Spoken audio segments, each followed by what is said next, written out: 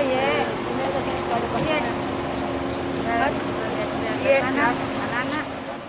Ketua Tim Penggerak PKK Kota Makassar, Indira Yusuf Ismail, meninjau pembelajaran tatap muka terbatas di SMP Atira Bukit Baruga Antang pada Senin 4 Oktober 2021.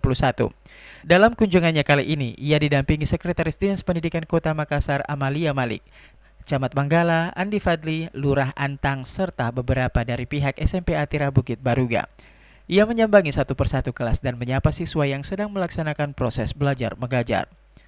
Indira menilai SMP Atira Bukit Baruga Antang sudah sangat siap untuk menjalani PTM terbatas baik dari segi fasilitas maupun protokol kesehatan yang diterapkan.